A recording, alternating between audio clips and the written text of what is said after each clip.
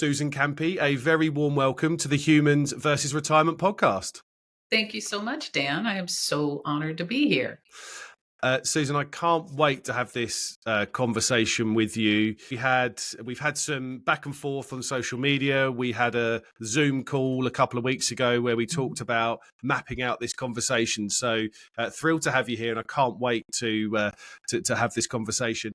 Before I get to you introducing yourself and a bit about your journey, I want to let the listeners know, and I'll put links onto your great website and the services that you offer as a coach. But your bio on your website, I think, is fantastic. And I'm going to read it word for word, and hopefully that intros you in to tell us a bit more about how you got to where you are now. I coach people going through a big life change on how to use their transition as the spark to create the life they want, one driven by purpose and meaning. From finding a fulfilling career to managing any of our life's many evolutions. Now, if that doesn't speak directly to kind of the work that I do with retirees and the listeners, then I don't know what. So I'm thrilled to have this conversation. Tell me a bit more how you become the coach that you are now, and how you started to do the work that you do. Well, there's been a bit of a delay there, so I will step into what I think you were asking me, Dan. Well, as you see by my That's bio, fine. Yeah, go for it. Go for it. Yeah. I've had a diverse career. I started out in real estate sales when the kids were little and spent many years in high-tech recruiting here in Silicon Valley for software companies. So as well as owning and operating a fitness studio, and that was a bit ago, about 10 years ago, that I owned and operated a fitness studio that specialized in baby boomers and their parents. And back then, there were more baby boomers had parents, but I was a wee one in my late 40s at the time. And that was a fabulous experience. And then coaching has been calling my name. You know, I coached throughout the time I was a recruiter. I coached throughout the time I owned my fitness studio. And then life coaching started to really hit me as something I wanted to do. So in my business, I work closely with people during their big transitions in life. I love the transitions topic. And most often that involves retirement in all of its phases, actually. I'm without the emphasis on finance. So that's where I hand them to you, Dan. And at my age of over 60 now, the conversation is out there with all of my peers. We cannot get together for a meal without people talking about retirement. When are you going to retire? They pretty much know that they're fine financially, but they're worried about the social aspects, the being home alone with the spouse. They're worried about what they're going to do with their time.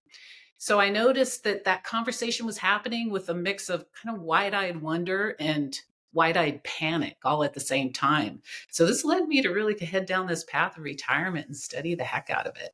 You know, Dan, I have to admit that I always thought people just retired. And I know you've talked about that a lot. You know, our parents quit working one day. My dad just stopped retiring and that was it. And now it's my peers and I'm watching this really intimately. So I see that this phase of life is just so much more. Yeah.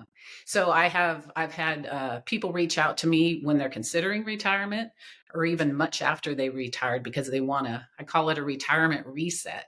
So they have done a lot of things. They've done travel and now they really want to repurpose themselves. They want to work through some mission and purpose work and kind of take a look again. So you and I actually talked about, and I totally agree, the word retirement's gotten old.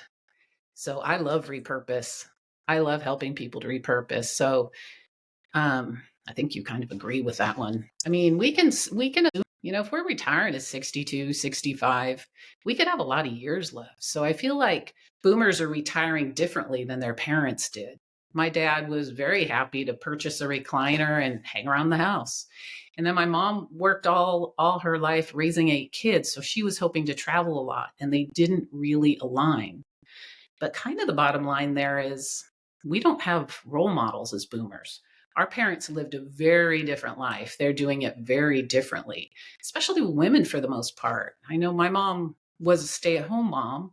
Me and my sisters worked, so we don't really have role models. So we're kind of charting our own territory.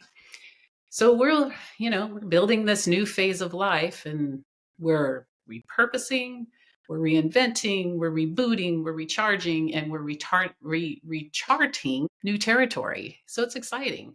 I really want to be instrumental in helping people put a festive spin on this part of life.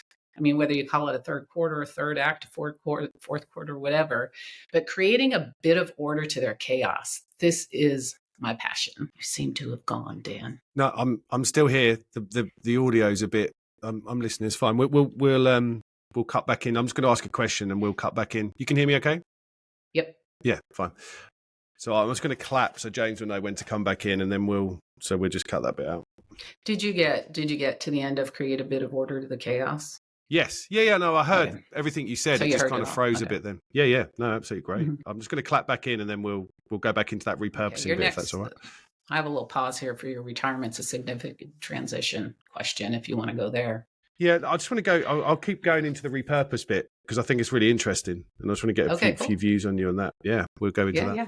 I think repurposing, Susan, is a really interesting way though to think about this, and I just want to, and I know you've explained quite a bit about that, but I just want to hang on it for a minute because retirement is an outdated concept. The word I don't think resonates with many people anymore, but it is ingrained in so many as kind of this thing. But actually the mindset that people have to get themselves into to think, well, this is a chance to repurpose what life means. And as you said there, what you know, the bio that you've got, that create the spark to actually kind of live the life that they want. The word repurpose, I think, helps create that repurposing so we can explore what it means, how we approach that kind of third act. Have you got any tips for people and kind of, you know, you've obviously coached people through this about how they can start to rewire this to kind of think, well, actually, no, this isn't a retirement. This is a chance to repurpose life. Yeah, Dan, you know what? I really urge people to step back and take a look at who they are. Step back, and they've been a human doing for 45, 50 years. Who are they really? And I was going to talk about this later in our conversation, but they have been on such a treadmill, and, you know, especially if they've raised families at the same times, it's just been go, go, go. And I feel that they've been human doings and not really human beings. So we have some exercises and we have a lot of conversation about stepping back and taking a look at who they are. I mean, even as far as what did they like to do when they were a kid?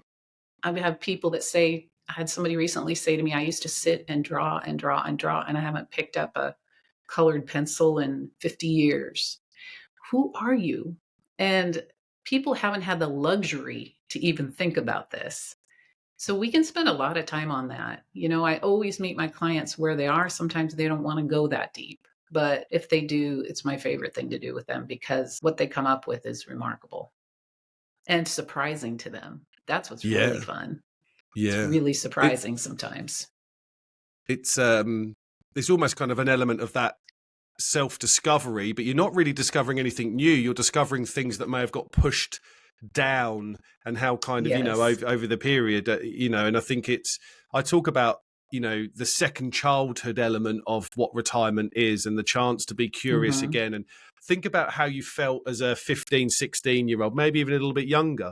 Think about how that felt and how free you were and the kind of what, you know, what you did then. I think that's huge when someone starts to plan how they want to live their retirement, because ultimately, again, if we do think about this, there's a whole block of our life where you get a little bit more dictated to. You're at work. You're not, you know, the freedom isn't there.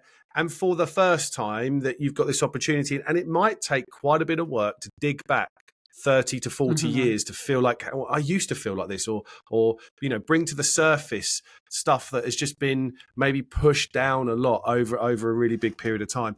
I've got a sketch for this and I try and work through this with people. I call it the challenge of who. And I think who is the right place to start, right? I think we want to start with, and I think of it in a three-dimensional way, Susan. It's kind of who we were, who we are now, and who we want to be. And when we try and explore those three elements, then I think we're in a good space to go, well, actually, what does retirement now look like? How best can I use those hard-earned savings to spend money and time on what's really important to me? And that's really foundational stuff. That kind of that who element is really important. I agree. And the sky's the limit. People can be completely different on the next phase of life. They don't have to be the same. If they had been a head down, serious person, they can lighten up. They can choose a different way and ingrain that in their new psyche. It's the sky's the limit. It can be very exciting. And I don't think people tend to have that, the word retirement again, they don't have that schema in their head that it's going to be that they can be different. Yeah. It's just exciting. I think retirement for many has negative meaning as well as positive meaning, right? And that's why the word and what's associated with it can drive some negative emotions. I think what's interesting for me is when we talked a couple of weeks ago, retirement is obviously that, this really significant transition that involves huge amounts of change, and that's where you spend all of your time.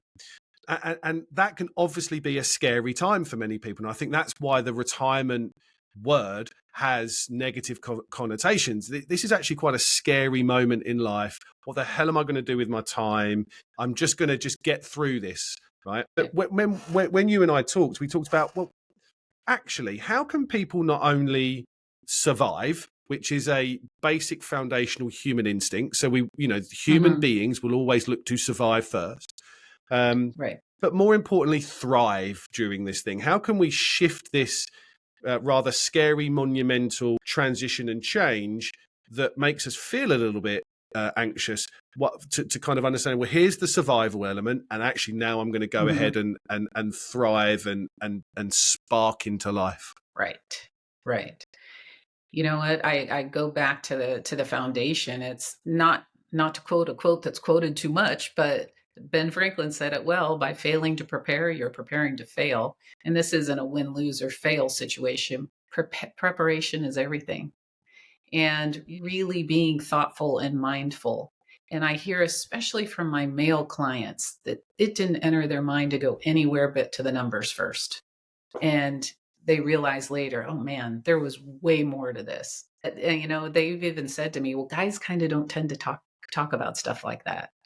So having this out there, even having it out like you have it out in the ether, and having more books, more people talking about this, they prepare for that financial piece, and then the awareness, and then that's it. The buck stops there. So going back to basics, working with a coach or working with somebody who will listen to them to go through some phases. I know there's books out there on going through steps of a transition. And if they could really be mindful about it, it would be fabulous. And I think the thriving part comes with their attitude, and really choosing their attitude in their next phase of life. We can choose how we react to everything, right? And this is a choice. You can be a downer about it. I know my dad was kind of a crabby dad growing up, and when he got let loose in retirement and just his grandkids, he turned into a pretty festive guy. So it's a choice.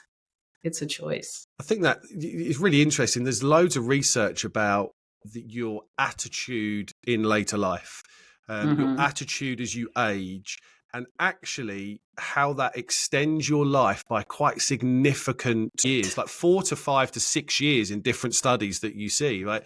This kind of positive attitude towards living life in your 60s, 70s and 80s, this positive attitude towards going, well, actually, I'm going to find new things that I need to do and have a thrive mindset rather than just a survive mindset. Right. So I think that's such a really important takeaway for people listening. It's within us to all have that positive attitude as we enter into that stage of life, which I think it's so important. I want to touch on one point you mentioned about men, because I think there is, and the research backs this up, and the real work that I do with people backs this up as well.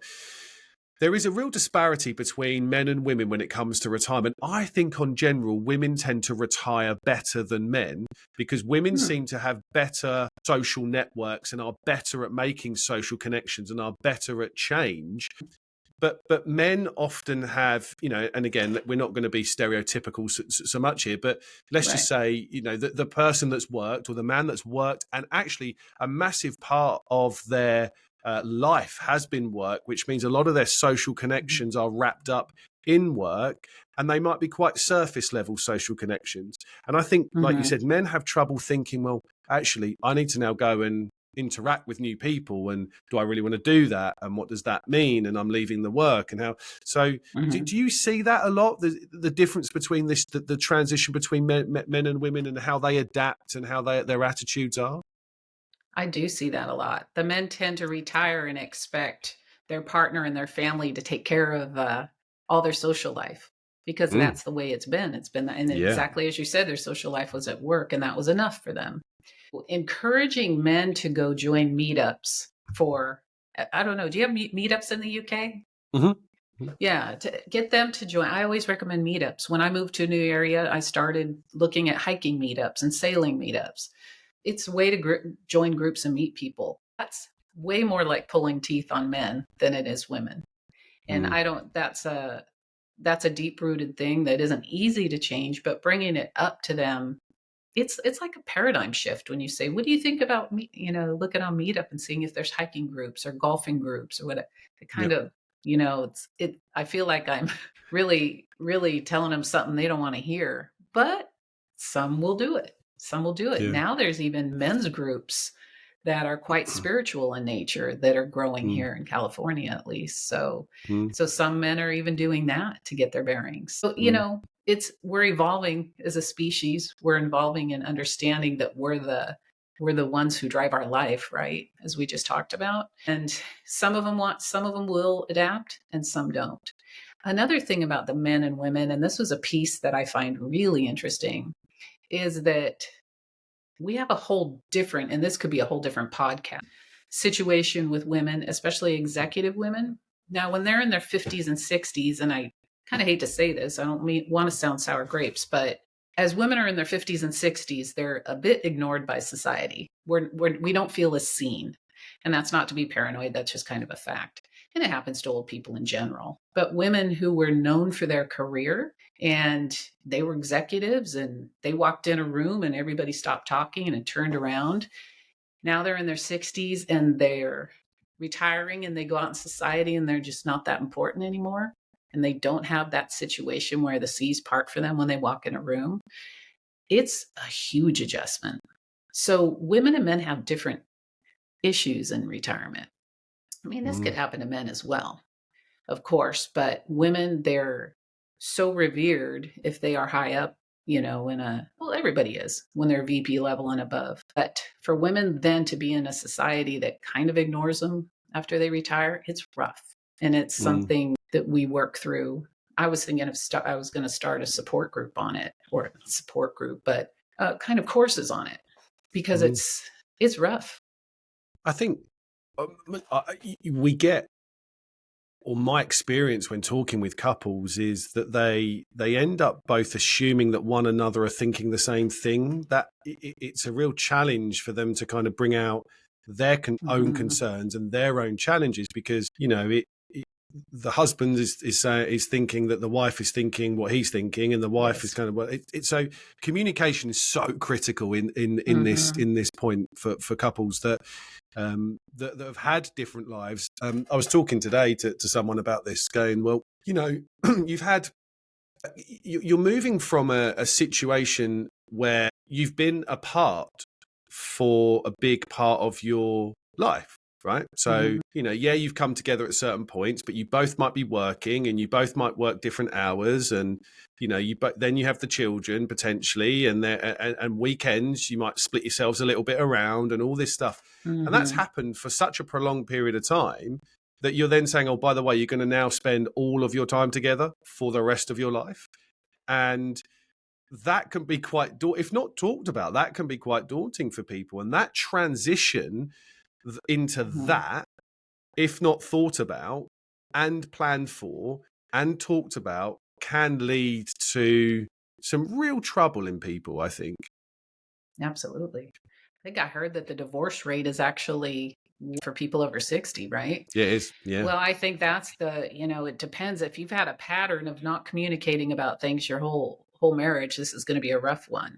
But if you Yeah. could, get it together and communicate and I, like you, have even heard of couples who have taken a weekend away to plan, talk about their expectations. I know for a fact with my parents, they didn't talk about their expectations. My dad's expectation was to sit and watch TV for the most part, do a little woodworking downstairs. My mom was looking forward to him retiring so she could finally travel. And I don't know how much they talked about it, but I'm guessing not, because she was not happy about the level of Mm. travel. And she ended up going, I don't know if she really knew that he said he was never going back to Europe because he was in the war. He was not going back. So she went several times, No. but she went with friends and my sisters. My guess is because of their typical communication pattern that probably that conversation was not had. And she was frustrated a lot. She had Mm. given her heart and soul raising 8 kids and she did a good job. She kind of deserved to travel. But he did go on some trips with her. And when I lived in Asia, he did go. So that was good. But those things need to be taught. The expectations, my gosh, it's really a simple conversation if you think about it. What do you want to do? Yeah. Yeah. What are you expecting to do? What do you think you'll do with your days? Well, I want to sit. Well, I want to hike the Camino. So I'm going to start planning with friends going on the Camino.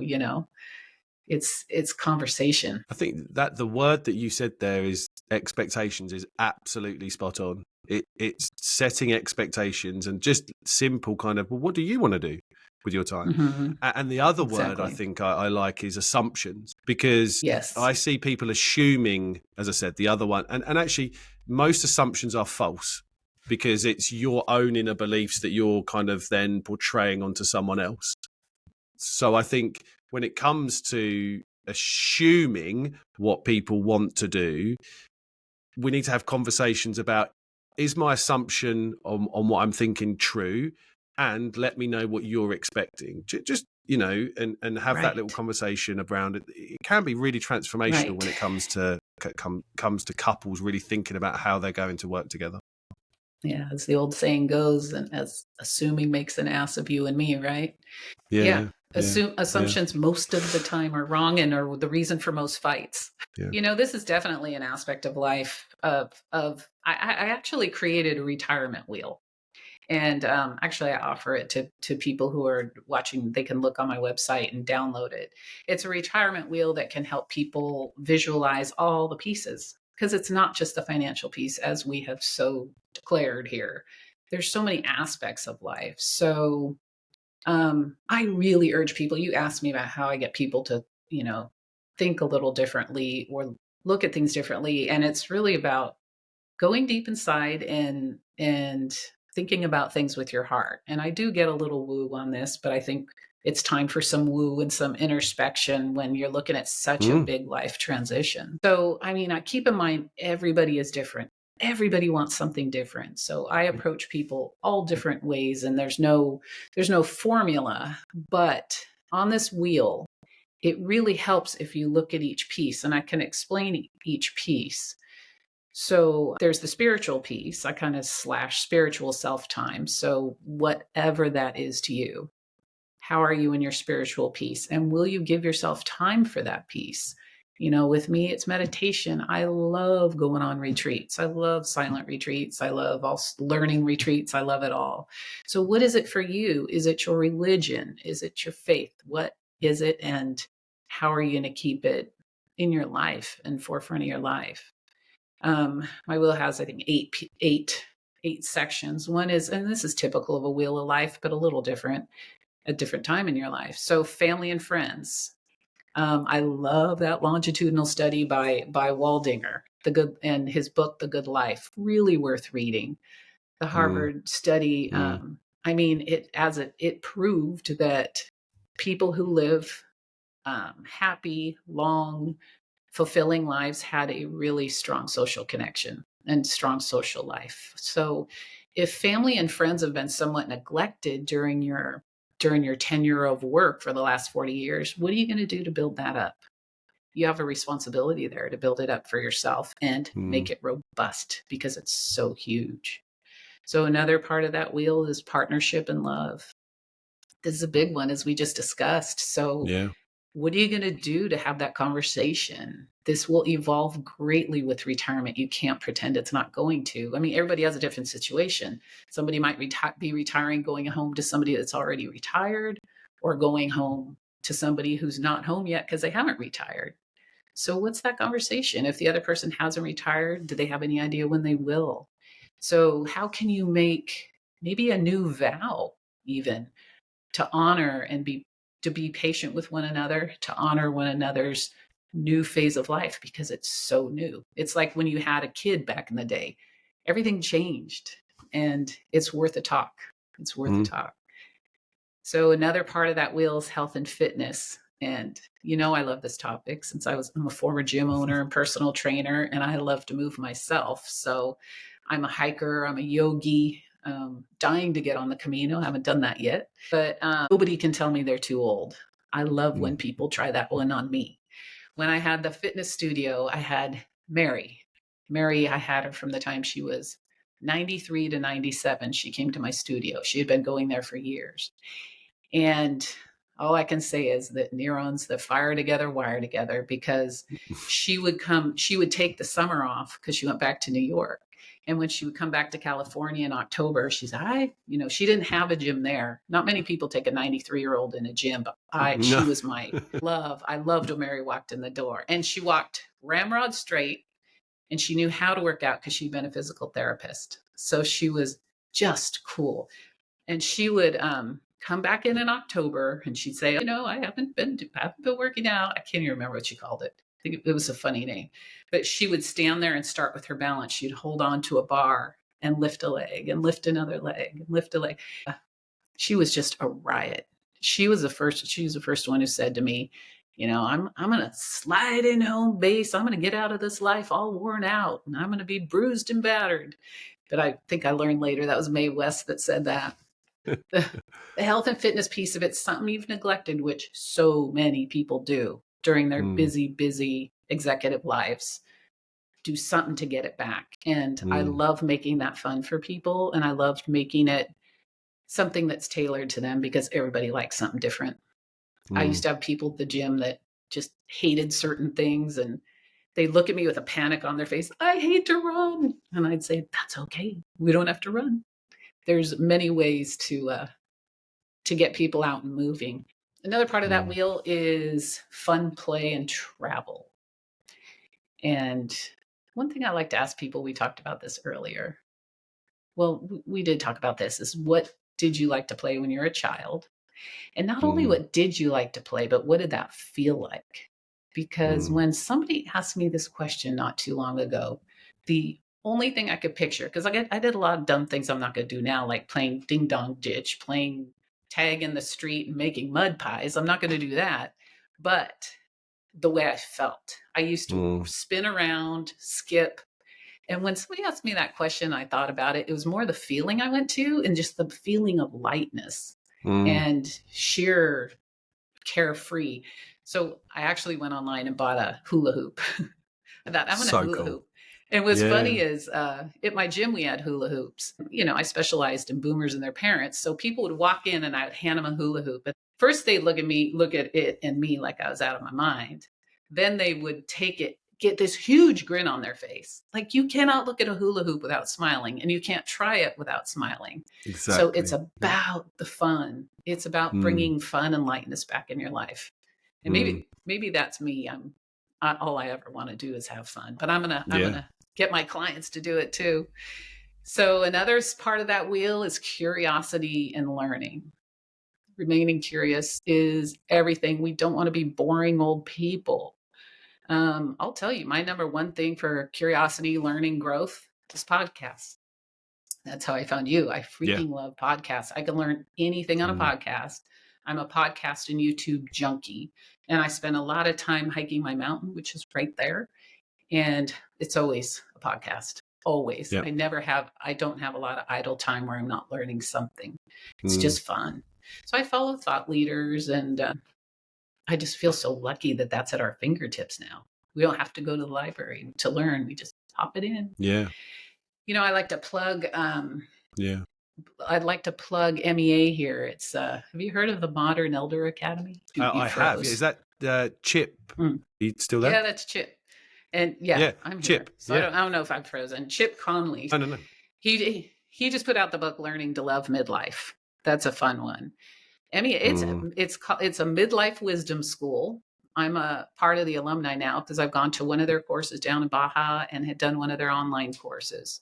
Fabulous. And fabulous about being around like-minded people who are going into this next phase of life with that curiosity mindset and just a sense of fun and wonder.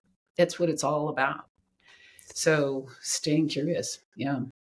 I think it's so cool. I mean, just great wisdom, great takeaways from everything you've just said there. Thank you so much for sharing your thoughts about that retirement wheel, and I'll make sure that links are all on that to do that, and that I agree with you about the book, The Good Life, and all that. It's just absolutely brilliant. I want to go to just to kind of on this same topic, right? We talked about assumptions being dangerous.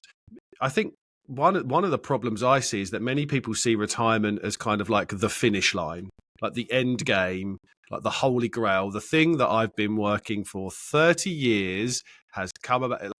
All my problems will be solved when I retire, right? That's kind of what they hear is the finish line. Why is that a dangerous assumption to make? And why must we view retirement as that start line and new beginning?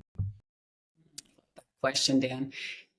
I think the finish line is when you're dead. So I wouldn't call it the finish line. I see that a lot. And I saw it in a friend recently. And it didn't turn out that way real fast, which is a bummer. But people think retirement is their panacea, right? Yeah. They're going to retire and all of a sudden life isn't going to be life. There's going to be butterflies and songbirds and no problems whatsoever. But they need to understand that life is still life. It still has its ups and downs and its wins and losses and all of the nuance. Also, best laid plans, we talked about that. Maybe the plans you made that you're so solid about, so sure you're going to, do didn't end up floating your boat. So maybe you're done traveling. Now what? Perhaps taking care of the grandkids wasn't all it was meant to be. So, that's all okay. We reinvented, if you think about it. There is no fail. We reinvented throughout our professional life. There's no absolute rules for retirement. So we can reinvent our retirement as much as we want. So, hit the reset button. It's important that people understand that there's no one way and there's no one set in stone. But, now I forget your original question that I said was a good question. I just think they have to realize life is still life. You're still going to have your adult kids that are going to do wonky things and whatnot. Yeah. Life is life. And you can roll with it. And your plans might get skewed and you can reset. And what's the worst that can happen? Get fired? Yeah. I think one of the challenges I see around that is that if you see it as the finish line where you are, it's if you build something up too much, it's always going to disappoint you, in my experience. Right? It's a bit like they say, never meet your heroes, never meet your favorite sports stars. That it's kind of, they don't.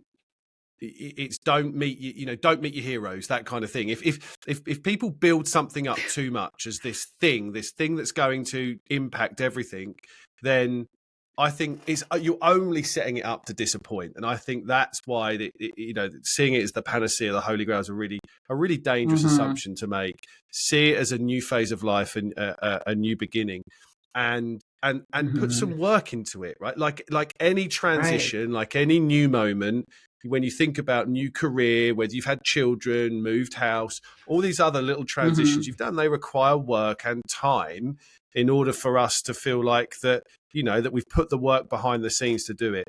It brings me on to that, I think, which you and I have spent a lot of time looking at the brilliant William Bridges and his kind of transition model that he has. And I'd love for you, because I know you use this a lot and you think about this a lot when it comes to this. And it's a wonderful Right. model. Explain to me that the phases of a positive transition and why they're so important for people to understand and to think about and to plan with. Yeah. Yeah. Well, the work of William Bridges is just instrumental in what I do. Retirement's a huge transition in life, and he wrote the books on a couple books on transition. And like many a big life changes, it needs some forethought on many levels and some respect on many levels: social, psychological, physical, all well-being levels. So, if we look into transitions theory, very simplistically, it states that there's an end that prompts your transition. I remember just thinking that was interesting. I thought, oh, no transition in life happens without something having ended first. So when you're looking through a new beginning, like retirement, it's because of the ending that happened that prompted it, which is stop and work. So there's what William Bridges called the messy middle. So first there's the ending, then there's the messy middle, which I actually like to rename the miraculous middle. I think I'm a bit of a Pollyanna, but messy, yes, but it's also miraculous. It's where everything happens. It's all the transformation and growth, and you're trying new things. You're learning what you want as well as what you don't necessarily want to do. You're choosing some things, dumping others. There's wins and then there's setbacks. The middle just goes in a zigzag fashion. I like to say it's your zigzag transformational space. There's so much and it's so beefy. And when people are in that phase of trying to figure things out, they get down on themselves. I say, but as long as you're stepping one little step in any direction, things are happening. It might not happen fast. It definitely won't be linear, but there's that middle space where we want to really give ourselves some grace and be kind to ourselves. Thinking of life transition as an ending, a miraculous and very busy middle. And then the new beginning is when you stop work. But then that keeps being transformed, which is really fun. So, I could go more deeply into that. When one thing I recommend, and people don't always think this is a paradigm shift for them, and I feel this with all transitions, even when you lose somebody that you love very much. Really take a solid look and mourn if you have to mourn the ending, or just honor the ending. People don't think of patting themselves on the back for a career well done. Love yourself for all that hard work. Have gratitude for yourself for what you've accomplished. They had to go through crazy amounts of work and stress to get through a big career. I have people write themselves a letter of thanks for all their hard work if they're so inclined. Just sit down and write themselves a letter. And write all their major accomplishments, or, if that's not their thing, they're more of a linear thinker, write all your major accomplishments, all of them you can think of from each job. Or if they're too humble for even that, how about write down all the people they feel they influenced along the way? That's a fun one. How many good leaders did you create? How many people said, thank you so much for saying that to me? Thank you so much for that training. You saved my life. There's so many wins along the way. Counting all those wins is just wonderful. So, it's a rite of passage. And I know when I left my last job, I wasn't going to do anything huge and I wasn't sad about it, but I actually just thought I would take a day and I hiked 10 miles. I just wanted to put 10 miles on my hill. I have a friend who was forced into retirement. He went and hiked the Camino for 3 months. There's so many things you can do to commemorate. I even knew somebody that had a Star Wars party, because when Star Wars come out in 77 or 79, and that was the year they started their career. So they had a Star Wars party. So people can be creative. It doesn't have to be expensive. It can be a big trip, but it doesn't have to be. So something to really commemorate and kind of put a period on that and move on. Then we move into the messy middle, or the miraculous middle. See, now I'm saying it. So much in the miraculous middle. There's so much growth, and it's really a fun time to work with people. One of the things I think that definitely happens for me is that they end up doing this too late. It's kind of the retirement the retirement thing happens, and then they do step one, and then they do step two, and then well, actually, no, as you rightly said, the new beginning is the day you retire and goes. I think that my takeaway from that, and what I want to try and get across to the listeners here, is that this is a multi-year planning to transition properly that requires you to understand what the ending looks like, understand what letting go looks like, understand the emotions that will give you. Maybe, as you said, gradually let go of these things over a period of years, so it's not a kind of a massive hit on one particular day or week.